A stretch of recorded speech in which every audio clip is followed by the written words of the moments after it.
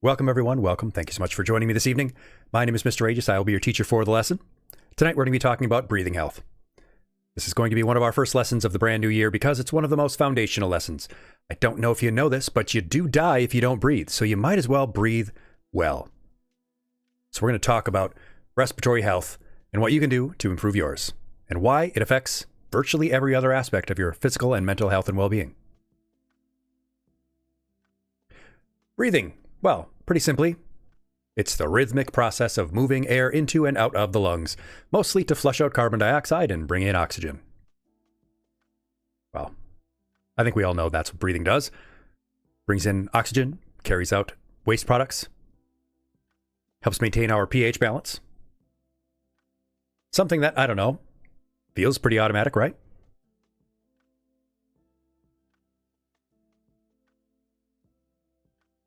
And don't worry, we're not going to be talking about all of this stuff. We're not going to be going through all of the physiology and the anatomy of it all. It's not really what our classroom is about. This is a skills-based class. We, of course, could talk about all kinds of stuff like this, the physiology of the lungs, talk about the tissues and the gas exchange, but we're not going to do that. We'll save that for our friends in the educational streaming world who do that kind of work. We're going to be talking about two main problems. That's what we're going to be talking about. Number one, that we breathe too fast. Normal respiration rate for an adult is about 12 to 20 breaths per minute. That means about one breath every 3 seconds at the fastest. That's pretty quick.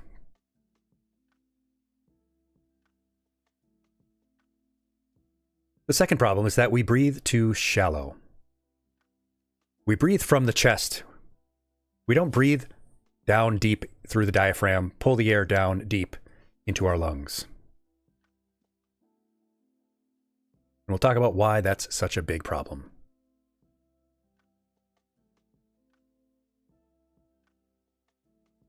A couple of terms you've probably heard before.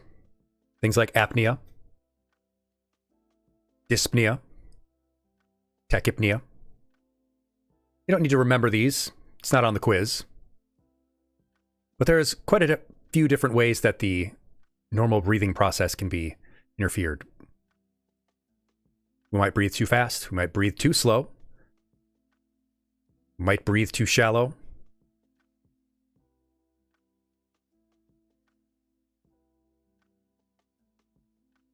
Tachypnea, breathing more than 20 breaths per minute, is one that we're going to really care about.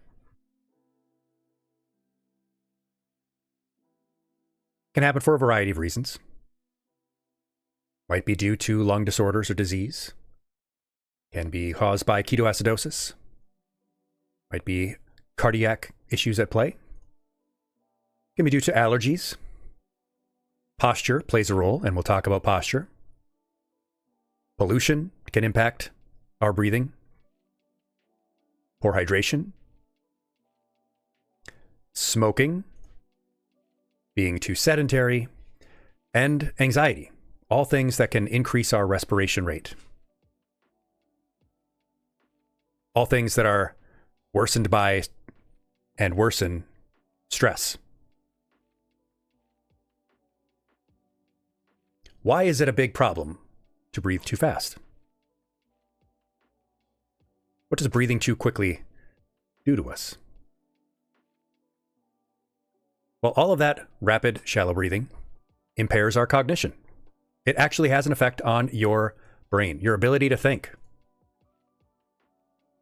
It can reduce memory, can make it more difficult to pay attention, can interfere with your executive function, can lead to greater fatigue. It can make your lungs more susceptible to infection. And it feeds into sedentary behavior. It can make it more difficult to get physical activity. And then a lack of physical activity makes it more likely that you breathe too fast. Pretty rough catch-22 problem there. And that rapid shallow breathing also increases your risk of anxiety, depression, and even isolation. Can you make some connections? Can you think of why some of these things might play into each other? Why might we start with one domino? Chronic. Oh, God. Oh. Oh. Saint Snap. Thanks for bringing your class on a field trip to mine. Welcome. Glad to have you with us. My name is Mr. Aegis, and I will be your teacher for this session. Welcome on in, Raiders. Come on in, find your seats. But yes, our consistent rapid breathing, where we breathe too quickly and we don't breathe deep enough, can affect our short-term memory, make it more difficult to concentrate, can make it more difficult to make decisions. Thank you so much for enrolling in our little classroom learning community, Saint Snap. It's great to have you here. And hello, Outgoing Bird. The Outgoing Bird is incoming to the class. But yes, that rapid shallow breathing makes us more tired, increases our risk of infection, and as you see on the bottom there, does actually increase our risk of anxiety and depression and isolation. Why do you think it might be that some of these more physical issues related to rapid shallow breathing lead to these potential psychological challenges? There's a lot of interplay. A lot of things feed back into each other. Like how rapid shallow breathing makes it more likely that you'll be sedentary, and then being sedentary makes it more likely that you'll breathe rapid and shallow. Yeah, low blood oxygen, pretty bad for cognition. Makes it hard to think. And I already have enough problems with that as it is, because of the brain problems. And yes, Jenny, that's actually a very good point. The pH balance does get thrown off. Excessive carbon dioxide. But if you are chronically fatigued and you are finding it difficult to pay attention, make decisions, those are things that would make it more likely that you could feel depressed. People may feel more withdrawn and end up isolating themselves more. So when we're talking about breathing health, it isn't a throwaway subject. It's very important. Doing a few small things to improve your regular breathing can play a huge difference in your physical and mental health and well-being. So let's learn a few tricks and talk about why this is so important. But speaking of that pH balance, yes, it can make us more likely to feel anxiety. Hyperventilation, breathing too fast, too shallow, it affects the amygdala. And the amygdala is a place where fear is processed. When there's a carbon dioxide imbalance, it activates the part of our brain involved in fight or flight. And like I said, we don't get too deep into the science. This is a health class, not a physiology class. But that increases your heart rate, increases your adrenaline, causes more stress hormones to be released. All just from breathing poorly.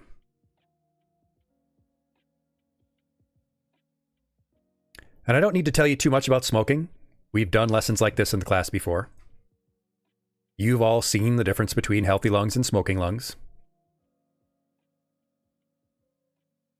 You know that within just a few hours of quitting smoking, your health improves.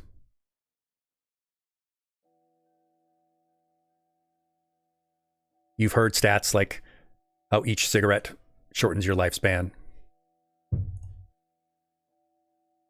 You don't want to be like Bobby Hill.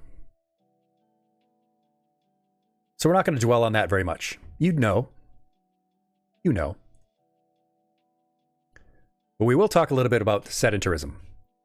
Being too sedentary for too long. As you know, in our class, we get up and move around every hour. We take our 180-second break and we move around each hour. Because being sedentary for long periods of time increases your all-cause mortality. Sitting for extended periods of time can reduce your lung capacity. It can weaken the muscles involved in respiration. And that reduced oxygen intake lowers your energy, reduces your metabolism. Welcome, Octo Girl, aka Octo Grill. Throw another Octo Girl on the Octo Grill. Welcome. Thanks for joining us. Happy to have you in our little classroom learning community. Yes, yes. That sedentarism also increases our cortisol rate, or cortisol levels. And the lower oxygen impairs our focus, impairs our memory, and can cause mood dysregulation, make it more difficult to keep our mood consistent.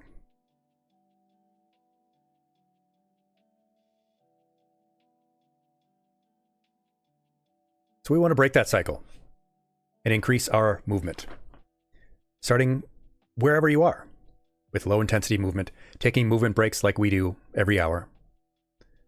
Just moving around a little bit so that you're not sitting for 3 hours at a time, 4 hours at a time.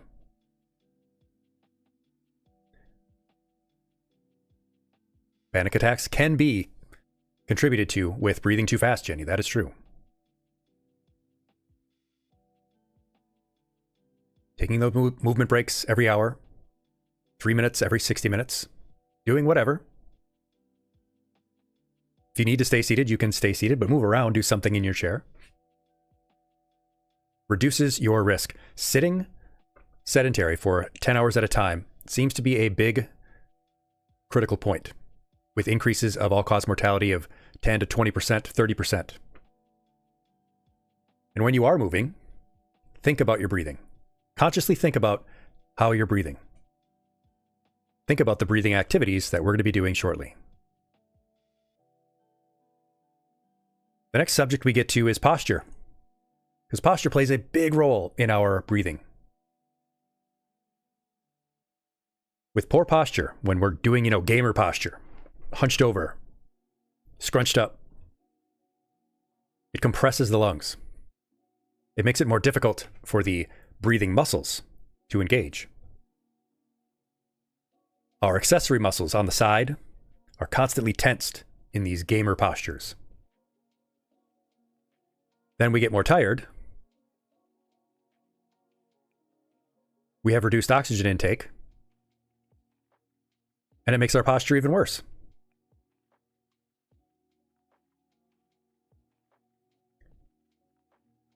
I like this particular image because this guy just looks so dopey.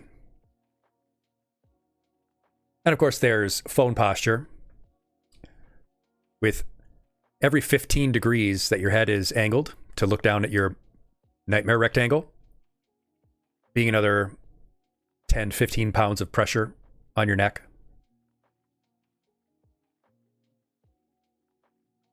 So let's go over how to have some better posture. Like in this example, you don't want incorrect gaming posture. You don't want to be the badger on the left, all shrimped up, all scrunched up. You want to be more like the badger bug on the right. One of these things is not like the other.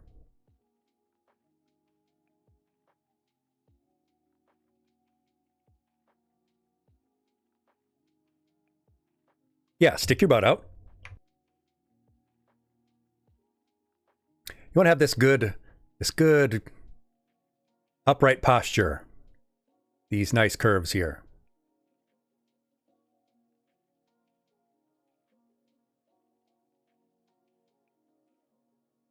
So we're going to do a little posture check right now where you are. We're going to do a little seated posture check. Are your feet flat or supported on a footrest like mine? Is your chin chucked? Your chin tucked? Is your chin tucked slightly downward rather than jutting out towards the screen?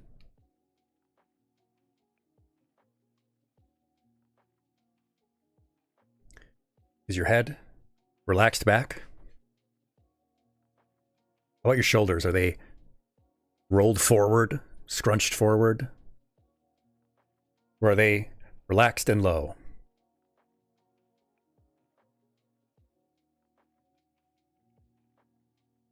Go ahead and pinch them backwards a little bit. Squeeze your shoulder blades back just a little bit.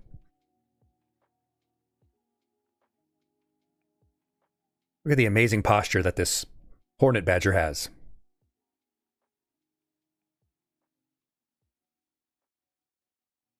How about standing if you're standing? Your feet hip width apart? Are your knees up over your ankles but not locked? Your pelvis neutral?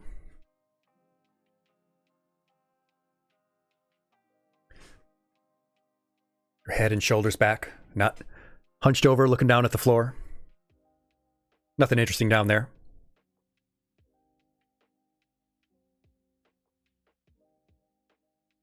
You think you hold yourself too far back, Jenny? That's possible.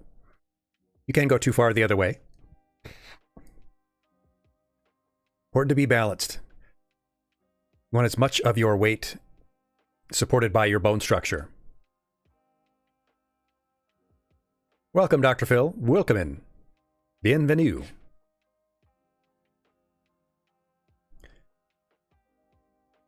See, your lungs are not quite like a balloon. That's the popular image we have. We think of lungs like a balloon. That's not really what they're like.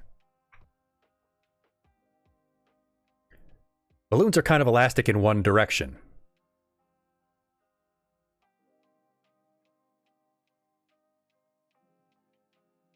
Our lungs are more springy.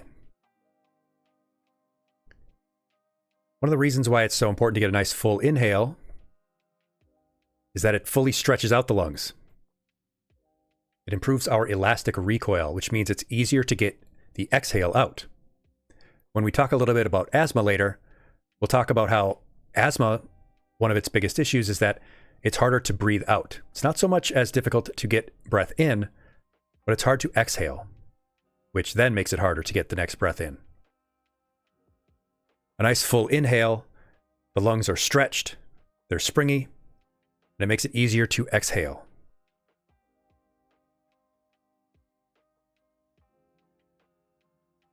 Lungs are a bit more like a coil. Better posture is involved in this because it makes that process more efficient. Your breathing muscles are more effective.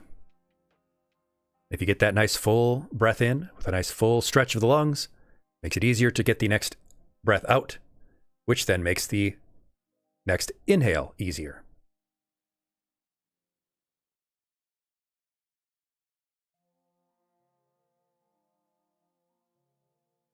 So after we learn these exercises, which we will go over next, try to work them into your daily life.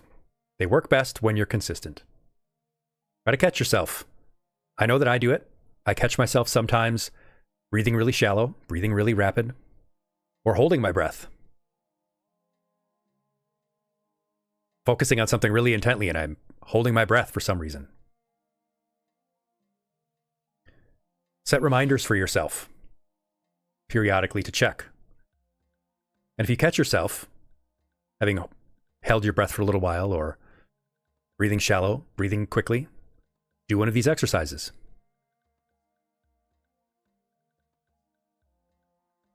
Try to plan to do some of these throughout the day. Some of them are very good right away when you wake up. Help get you grounded, ready to go. Some of them are great right before bed.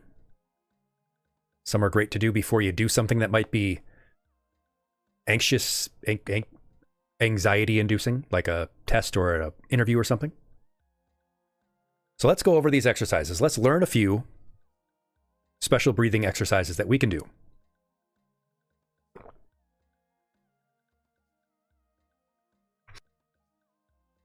The first breathing exercise we're going to learn is paced breathing.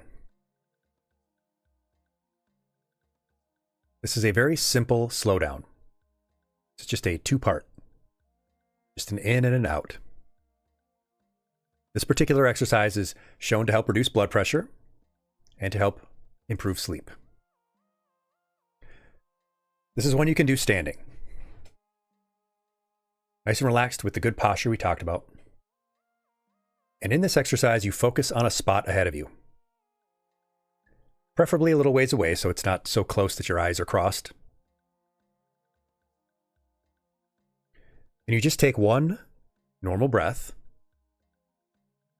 in through the nose for 3 to 4 seconds. And exhale through your mouth for 4 to 5 seconds. Making that whoosh sound with your lips, where you go in and out.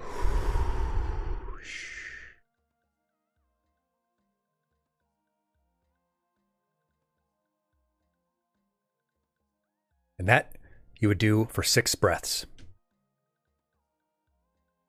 Now the little GIF on the screen will help us follow along. We'll do this exercise together. So in that dark green section is where we breathe out, and in the white is where we breathe in. So get yourself ready, and we'll do this after the next time when it gets up. All right, get ready.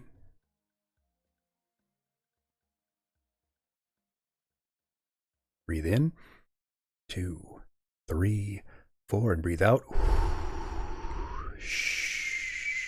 Breathe in, out, in, and out, in, and out. One more. Breathe in and out. There you go. That's a simple paced breathing slowdown. Perfect if you find yourself breathing too quickly to just slow down in the simplest way possible. We'll do one that's a little bit more involved though. This time we'll do alternate nostril breathing. This is the second exercise we'll learn. This is sometimes used in some practices like pranayama, in some yoga practices. This has shown some benefit for cardiopulmonary health. That's your heart and your lungs. This helps to really ground you, really centers you.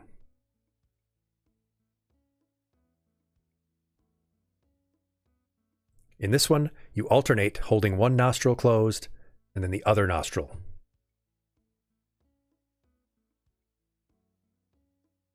You start by just sitting nice and comfortable, smiling, and you have your thumb and your forefinger next to your nostrils, so you can easily switch between them.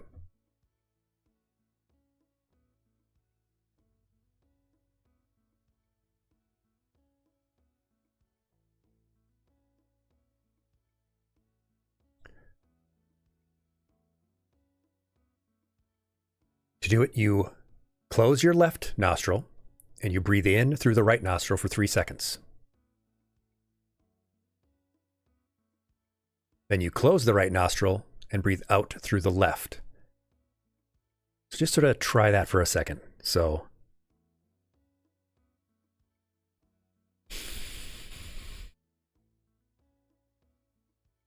and then you alternate. You keep the right closed and breathe in through the left and swap.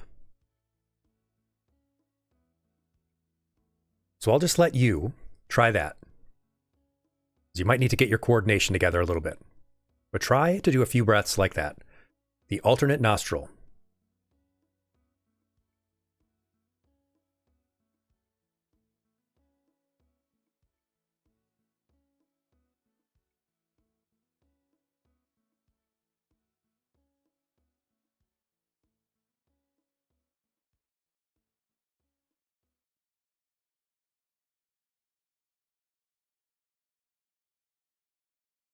Take a few more breaths like that.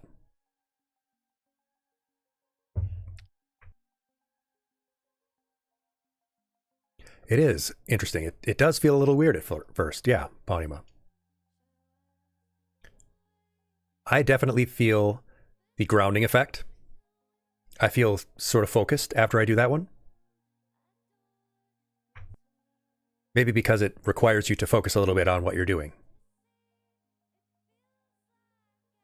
So that's the second of the exercises.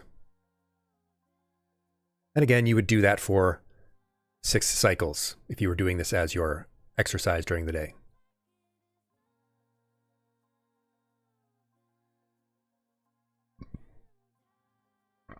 Oh, well, Jenny, I can just send you the the GIF. I have a bunch of GIFs like that.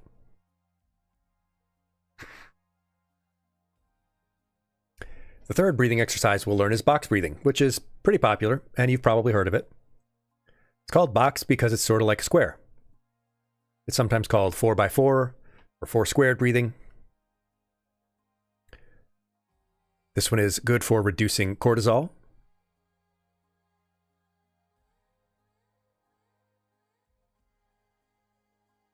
And the way you do the box breathing exercise is you sit comfortably, keep your back against the chair so that you're supported. And you inhale through your nose for 4 seconds. You hold it for 4 seconds. You exhale through your mouth for 4 seconds. And you hold again for 4 seconds. So that's why it's called 4x4. It's all fours, 4 steps. So it's in and hold, out and hold, in and hold, and out and hold. So we'll do a couple breaths like this. We'll follow along on this GIF. The next time it comes around again, we'll do it together.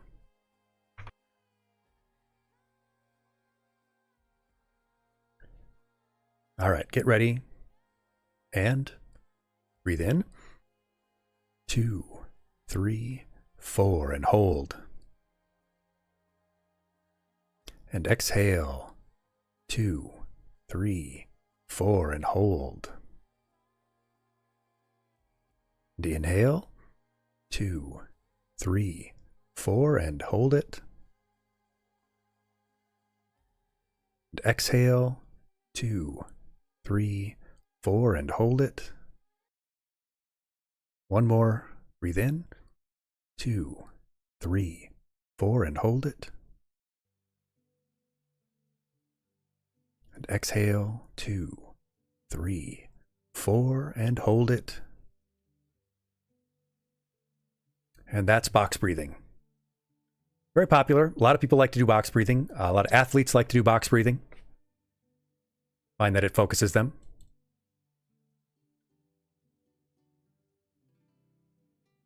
Again, something you would do for 6 cycles during a breathing exercise. The last exercise we'll learn is the one that we do in our lessons, in our stream here, before lessons, before games. And it's the 5-7-8 exercise. Sometimes we shorten it to 4 or 5-6, but 5-7-8 is the exercise. It's like box breathing, but you don't hold it a second time. In this one, you sit up nice and straight and unclench your jaw, roll your shoulders around a bit.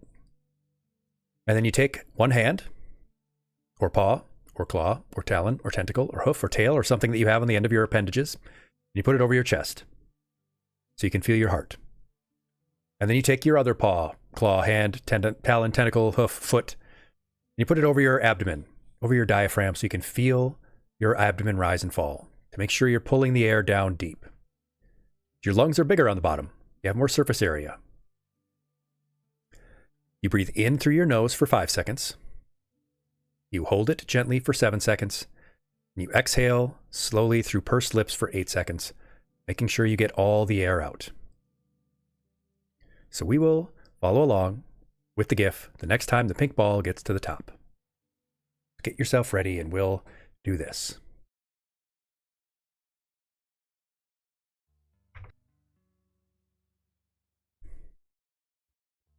All right. Here we go. And breathe in. 2, 3, 4, and hold it.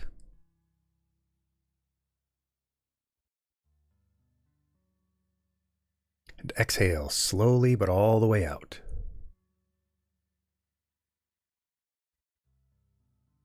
And breathe in.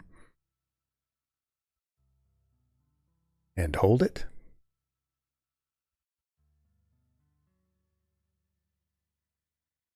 And exhale.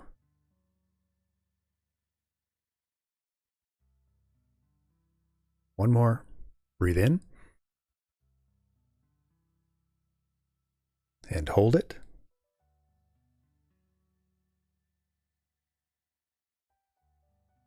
And exhale. Don't leave any stale air in your lungs. Let it all out. And there you go. That was 3 breaths in that exercise. That took 60 seconds. You remember back at the start of the lesson, we talked about how normal breathing is considered 12 to 20 times. You could breathe almost 7 times faster than that exercise, and it would still be normal breathing. So slow down sometimes.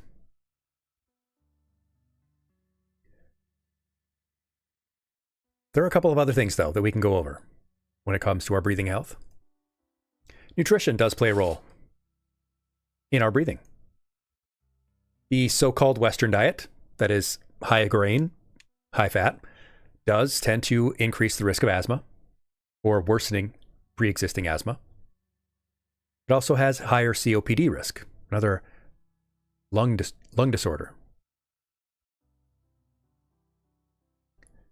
Increasing fruit and vegetable in your diet leads to a lower long-term risk of breathing disorders, of lung issues.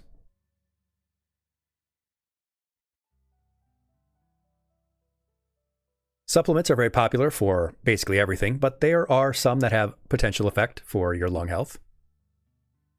Fish oil may reduce the risk of inflammation in your breathing tissues. Getting adequate vitamin C may improve your health, may improve asthma symptoms, but some conflicting evidence. Vitamin E, there is some evidence of improving asthma symptoms, but that's generally for food-based vitamin E. Diets rich in vitamin E rather than supplementary vitamin E.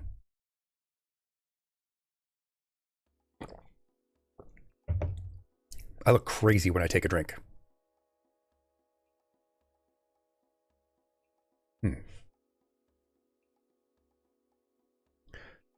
But speaking of taking a drink, hydration plays a role in your lung health. Dehydrated lungs don't work as well. When your lungs are dehydrated, they have to work harder. When you're dehydrated, your mucus is thicker.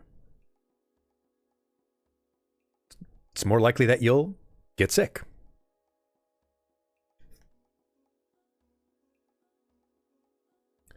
Some environmental considerations to take into, consideration. Pollutants are a big problem.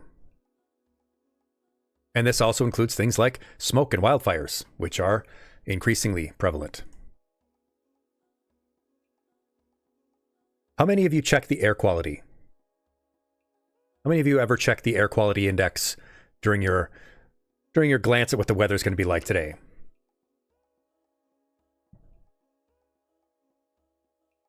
Weather places will sometimes give you the air quality index. And they might list them in the PM10 or PM2.5. That's just a measure of the tiny little fine particles that you might be breathing in.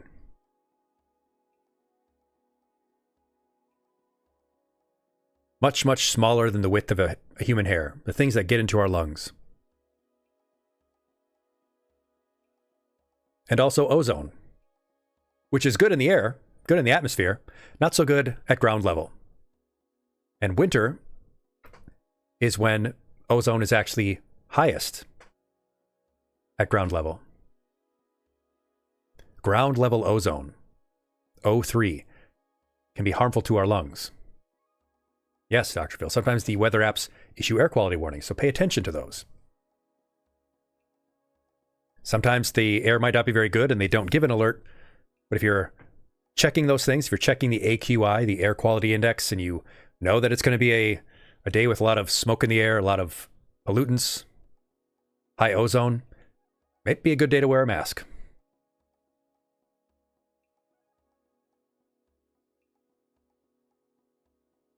You'll see it look like this.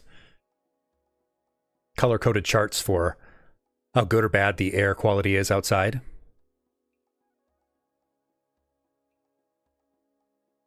Even in this moderate range, it's already potentially unhealthy for someone who has lung sensitivities. So something to keep your eye on.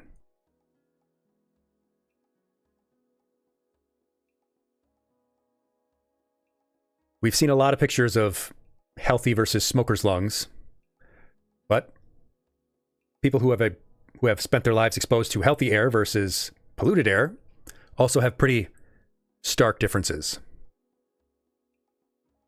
Chronic exposure to pollutants increases your airway inflammation, makes it less efficient for your lungs to exchange the carbon dioxide and oxygen, can worsen asthma symptoms, cause you to breathe faster, make it more likely that you'll get sick, disrupts your sleep, makes anxiety worse, makes it more likely to experience panic, feel more tired, and because you'll be more congested, you'll be more likely to be mouth breathing. We'll talk a little bit more about mouth breathing in a minute. But it's not just outdoor air either. Indoor air quality is pretty bad sometimes. Exposure to dust and dander and VOCs, volatile organic compounds. So the residue given off by candles, cleaning products, incense that we're breathing in, smoke, and yes, vape, whether first or secondhand. Older buildings that have poor ventilation. All of which impacts your breathing, which impacts every aspect of your physical and mental health and well-being. So check your vents. Use air filters. Use masks outside if it's going to be a poor air quality day. If your indoor air quality is not good, but your outdoor air quality is okay, make those movement breaks outside. Stay hydrated. Try to look for cleaners that are VOC free or are otherwise checked more. Avoid indoor use of things like candles and incense.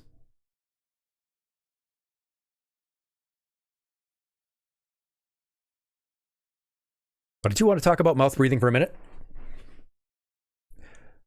I think people don't pay enough attention to the fact that this is worse for your health. Not just that it looks weirder or makes you, I don't know, seem like a dork or something, but it does actually have an impact on the health of your lungs. Your nose has hair in it, and it has mucus. And that hair and mucus helps to trap things like dust and dirt and pathogens. Reduces your likelihood of having your lungs irritated. Makes it less likely you'll get sick. Your nasal passages help to warm and humidify the air. Helps to protect your lung tissue. Makes that gas exchange more efficient. Trying to do that with cold, dry air is harder. One thing people don't really talk about much is nitric oxide production in that area. Dilates your blood vessels, improves the uptake of oxygen. Nasal breathing is just better. It's usually slower. Typically encourages you to take deeper breaths. And it supports your peripheral nervous system activity, the rest part of your brain. Mouth breathing, of course, is associated with snoring, poor sleep.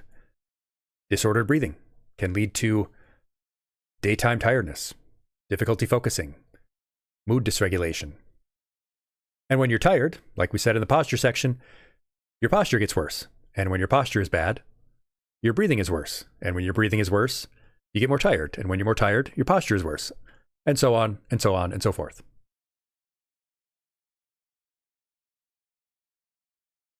So that is our lesson on breathing. And what are our takeaways? Breathing is automatic, but it impacts every part of your physical health, every part of your mental health, just like sleep. And there are a few simple things that we can do. We can do some regular breathing exercises throughout the day. We can avoid things that will irritate our lungs. We can protect our nose and lungs from pollutants and irritants. And as Rob puts it, breathing is automatic, but breathing well is a skill. Yes, you don't have to try to breathe most of the time. But if you do try a little bit, you can improve your breathing all the time. You can make that automatic breathing better. Pay attention to your breathing is the takeaway here.